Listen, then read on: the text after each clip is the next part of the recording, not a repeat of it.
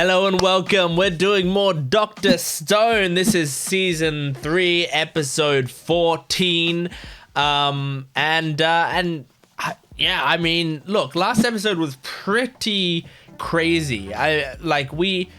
We've stoned, we've turned to stone. What's her name? Oh my gosh, one of my favorite characters in the entire show. Main character. Why can't I remember her name? Kohaku and ginrou. I think it's ginrou, not Kinro, right? Ginrou. Those two have turned to stone now, but it was to save Ginrou's life, so that's good and very great of Kohaku to do that. They got a glimpse at like what the petrification device looks like. It looks like this weird tech rings interlocking cool metal thing. So that's actually kind of exciting. Like, for some reason, like, that makes perfect sense because the petrification beam is going to be some of the most advanced technology. Like, it is going to be the most advanced technology that still exists in this world, I think, because all the other technology would have degraded, but the petrification beam is still out there because someone theoretically turned everyone to stone, right? And so they kept their shit.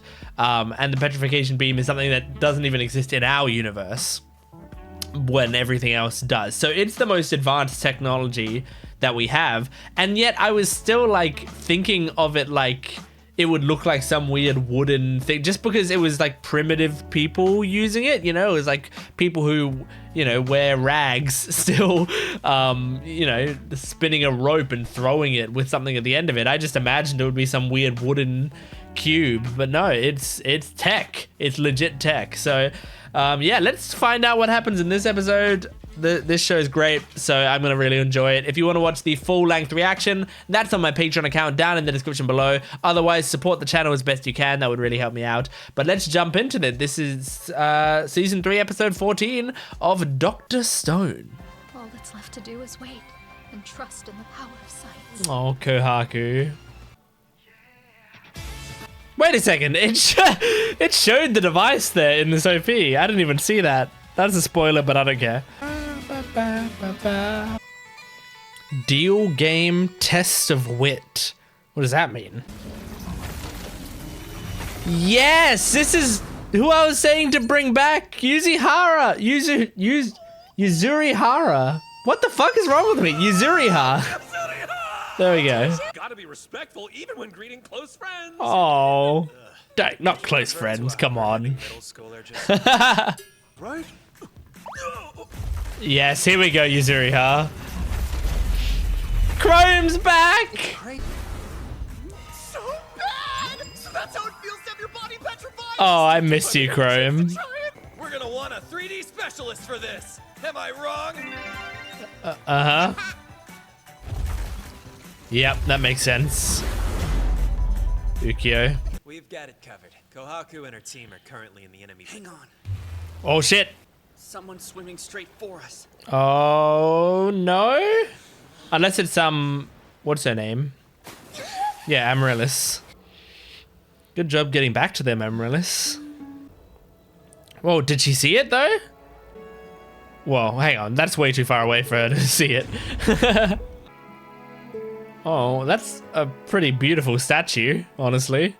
I'd put that on display in the middle of the town.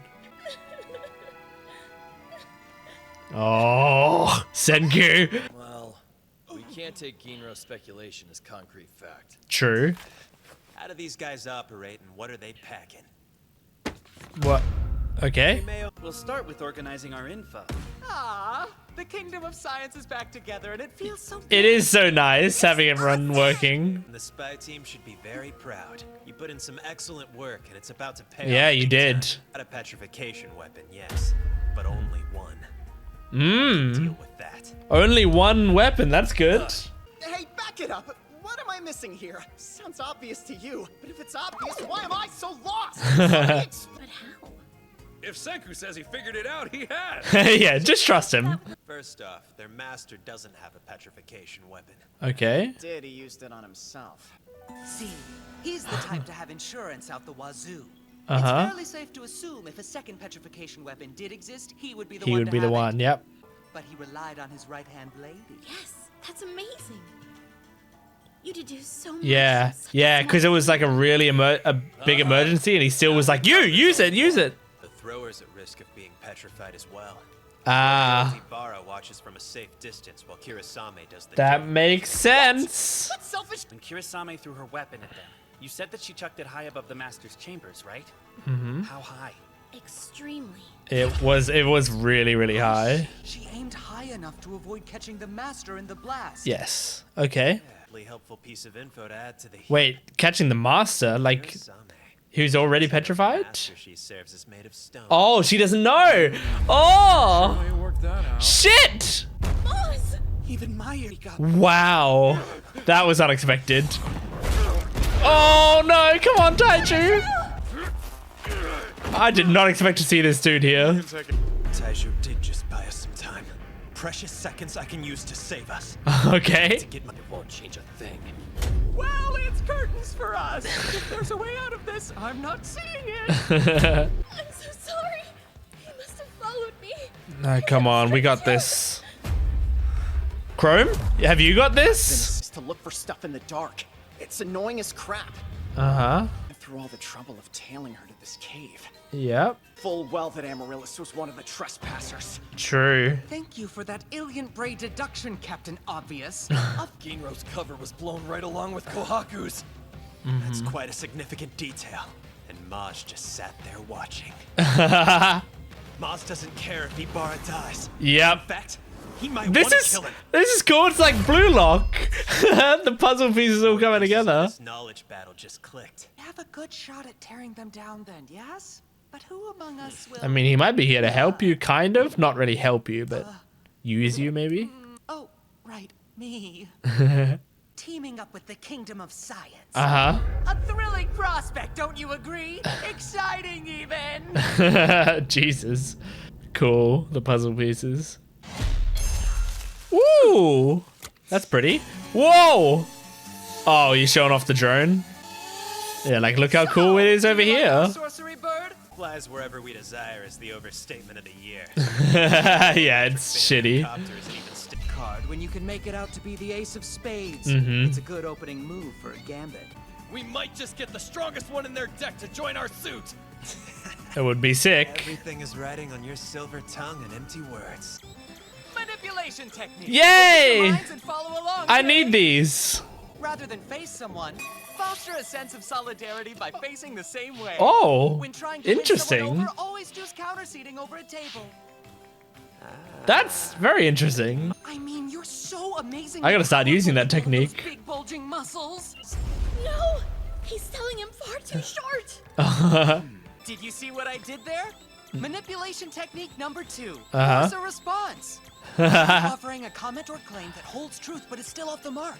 Oh, Cue the urge to correct clever. you. They'll jump into the conversation because they'll feel compelled to set the record straight. That's clever. More inhuman this guy's strength sounds. That's great. I won.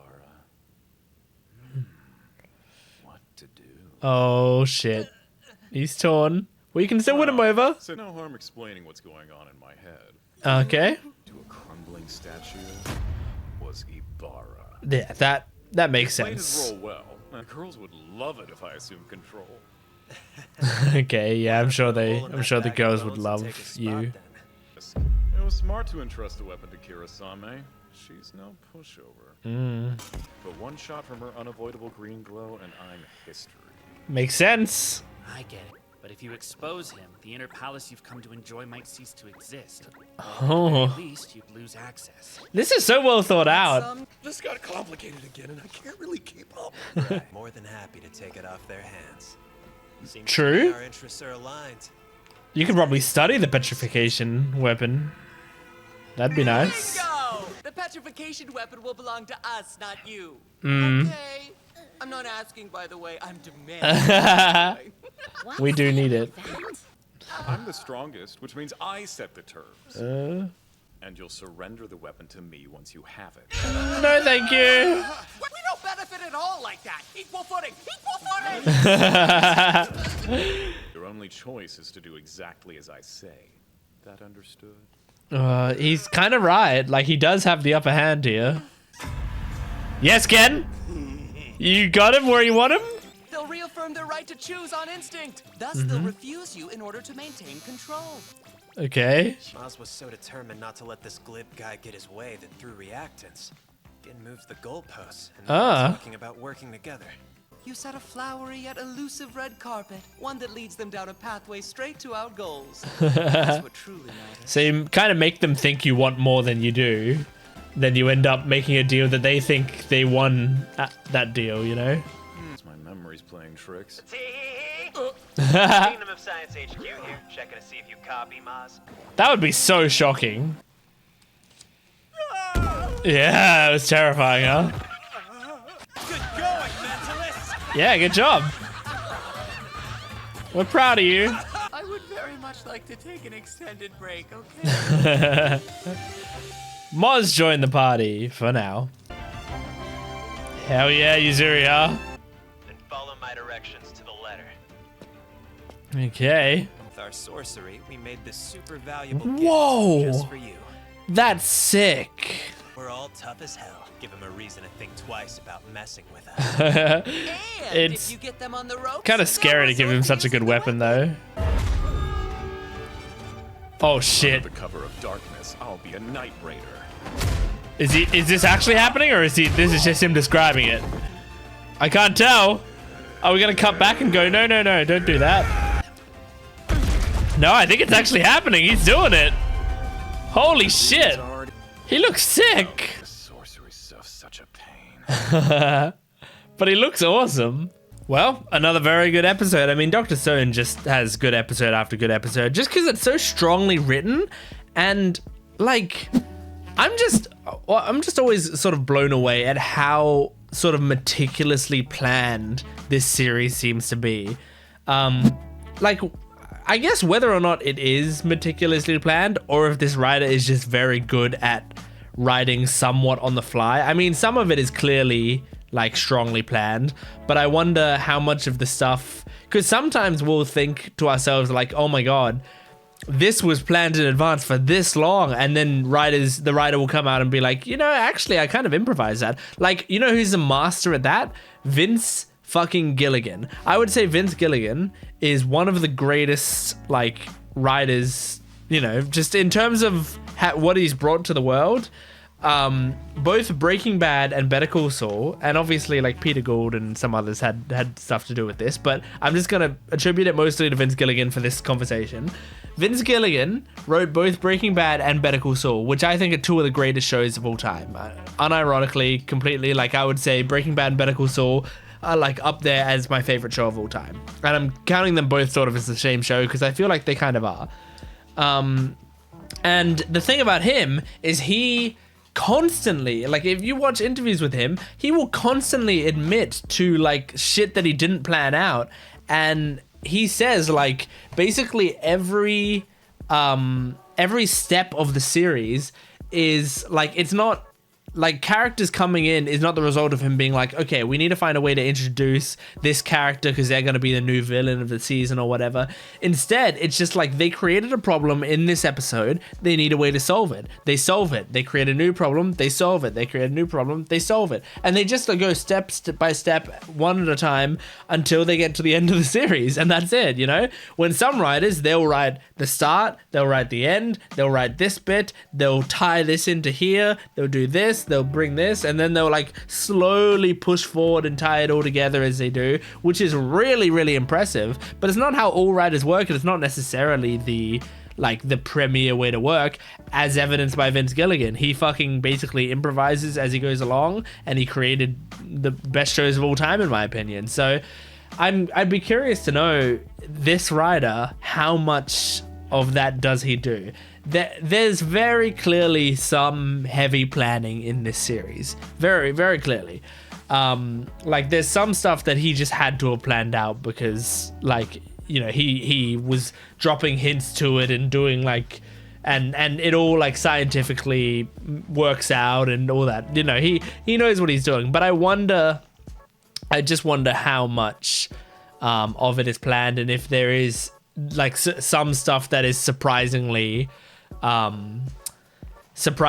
improvised. Because I imagine like he definitely at this point in the series had you definitely knew the answer to why did the world get petrified. Like, you have to. If you're starting the series, surely you have the answer to that question right away. Otherwise, you don't frame that question. But I wonder about the other stuff. But it's really cool, this episode. Like, it was just kind of mind games, and I really enjoyed the scene with Gen manipulating the guy and explaining his manipulation techniques. I really like it. So number one is you sit on the same side as someone and face the same way, because it makes them feel like where we've got camaraderie, where we're together against the world instead of being, you know, face to face with each other. So that's a great tip. I definitely am going to use that in my life. The second one was to make if you need someone to engage in the conversation, you make a claim that is based in truth but has like a small inaccuracy, so that they'll be able to correct you on it, which introduces them into the conversation. That's brilliant, because sometimes like people just need that in to start talking, maybe because they're nervous, or sometimes they don't want to start talking because, I don't know, they think they're better than you, or, you know, something like that. So either way, getting them to come down to your level or come up to your level by talking is a great idea. And then the third one seemed to be, as far as I could understand, you, as the conversation goes on, subtly move the goalposts so that your goal doesn't look like it's here anymore. It looks like your goal is all the way up here. And so when he pushes you back down, because they're always going to want to push you back down. When they push you back down, you're going right onto where your goal is. And so that's what I think Gen was doing. It's like, he was originally saying like, hey, work with us and don't kill us and whatever. And that was his original goal. But he moved it up to, you let us keep that petrification weapon because we need it. You know, that's the thing we need the most. So when he goes, no, you're just going to work for me. Like, he's saying, he's seemingly denying them, but he's bringing them down to the point that they wanted anyway. So that makes a lot of sense. It's really cool. I like it. I think it's really cool, like, simple deductions, like the idea of, since I forgot her name, but the woman who has the petrification weapon, she threw it up much higher than she needed to. And the only reason she would have done that is to protect the master, which means she doesn't know that the master is petrified, which means it's something that only Ibarra knows. I think that's all, like, really clever. I think that's such a cool way to deduce that, and it's cool that the writer thought about that in advance. Like, I just love it, you know, it's so much fun. But yeah, now we got Moz on our team. I don't know how to feel completely about that, because, you know, he is a douchebag, but you know, he will help us here. I don't know if it's gonna, like, if he's going to eventually still be an enemy for us, or if we're actually gonna, you know, work with him fully and then leave him here on the island with all the women, or if we're gonna take him with us, or if we're gonna take down Ibarra and then decide to take him down or something. I don't know. I really have no idea. But anyway, that's it. That's Dr. Stone. Hope you enjoyed it. Please make sure to support the video if you can. And if you want to watch the full-length reaction as well as a bunch of other stuff, go to my Patreon account in the description below. Thanks for watching. I'll see you next time. Goodbye.